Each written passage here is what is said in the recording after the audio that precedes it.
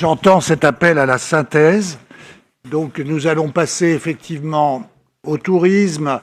Je vais passer sur ces défis, vous le savez, que nous avons adoptés d'ailleurs à l'unanimité lors du schéma, pour enchaîner sur la diapo suivante. En fait, ce que je voulais démontrer à l'occasion du budget 2020, c'est que la région n'était pas qu'un tiroir-caisse.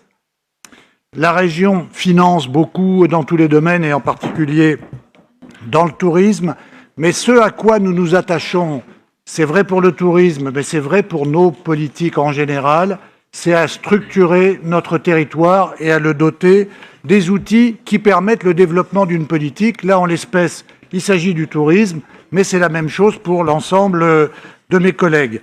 Ce que nous voulons et ce que je souhaite véritablement pour le tourisme, c'est créer un écosystème qui soit favorable au développement des activités touristiques et de l'emploi que ces activités génèrent. Et c'est ça que je vais essayer très rapidement de vous démontrer, dans la diapo suivante d'ailleurs, en créant les conditions nécessaires à l'investissement touristique.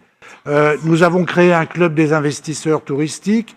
Nous essayons, et probablement dans les jours qui viennent, nous voulons créer une foncière qui permettrait d'alléger le poids de l'investissement pour les opérateurs touristiques qui ne peuvent pas se le permettre ou pour les territoires pour lesquels l'investissement touristique n'est pas forcément un modèle équilibré à prime abord.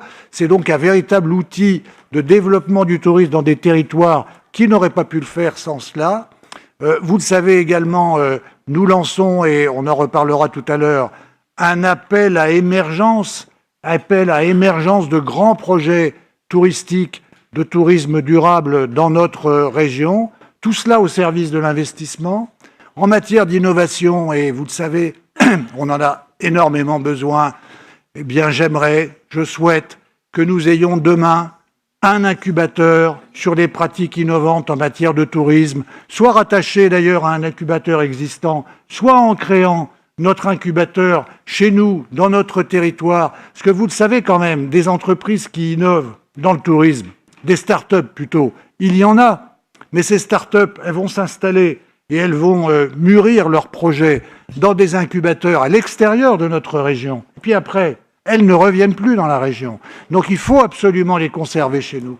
Donc voilà, en matière d'innovation, on a lancé le prix régional de l'innovation touristique.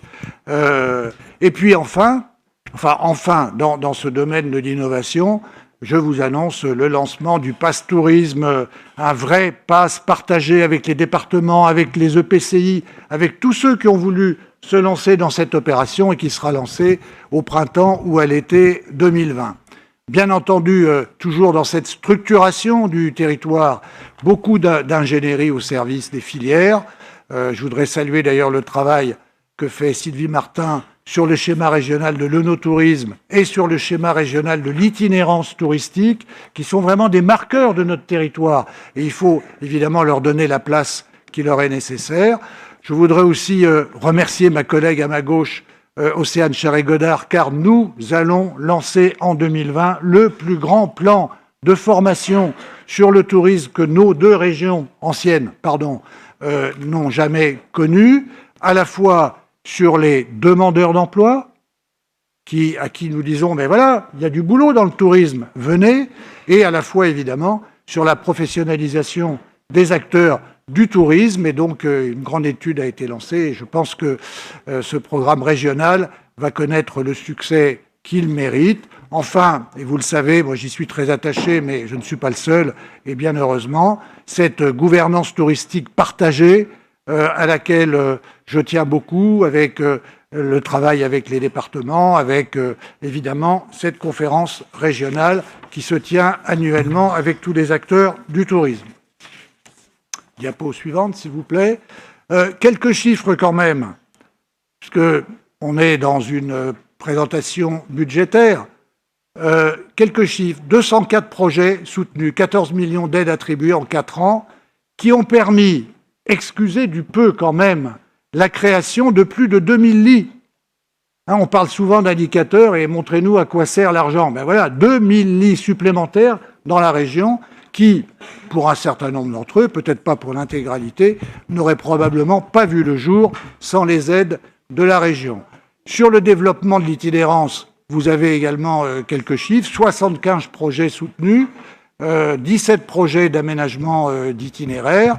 Enfin, quelques exemples avec les grands équipements touristiques structurants, la Cité internationale de la gastronomie du vin à Dijon, les cités des vins à Mâcon, Chablis et Beaune, avec d'ailleurs François Sauvadet, nous avons inauguré ensemble, et le maire de Beaune, la Cité des vins de Beaune, enfin la première pierre, si je puis dire, de la Cité des vins de Beaune, qui sera magnifique.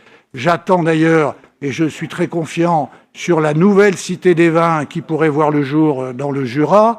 Mais c'est aussi la maison du comté à Poligny, c'est aussi des actions sur le thermalisme, ce sont aussi des très très beaux projets, notamment sur le domaine de Mézières à Saint-Loup-Géange, pour lesquels nous avons accordé une très grosse subvention. Et enfin, notre appel à projet sur le tourisme patrimonial, appel à projet que nous avons travaillé avec ma collègue Laurence Flutaz en alliant à la fois le patrimoine et le tourisme, et puis évidemment un nouveau parc qui est en émergence, lui aussi à Merseuil, le parc Vintageland que certains d'entre vous connaissent puisqu'il est situé en Côte d'Or. Qu'est-ce que j'ai oublié? Un focus sur la transition énergétique, le tourisme, mais ça nous l'avons déjà dit. Tous nos projets sont éco-compatibles. Nous l'avons travaillé avec mes collègues en charge de ça, et notamment Frédéric Collat. Je voudrais aussi annoncer aujourd'hui une réflexion que nous allons conduire sur l'évolution nécessaire, obligatoire, des stations de moyenne montagne pour se projeter dans l'avenir et dire, dans 10 ans, à quels besoins doivent-elles répondre? Comment doivent-elles s'adapter au changement climatique? C'est indispensable, sinon ces stations vont mourir. Eh bien, nous sommes partis avec elles pour essayer d'inventer un nouveau modèle. Mais je n'ai pas tout à fait fini, je suis à 7 minutes. Il reste 3 minutes. Il me reste 3 minutes. Hein. Donc, et enfin, pour terminer, donc, puisque la présidente me presse, je rappelle donc le lancement en 2020 de l'appel à émergence de projets pour un tourisme durable. Merci.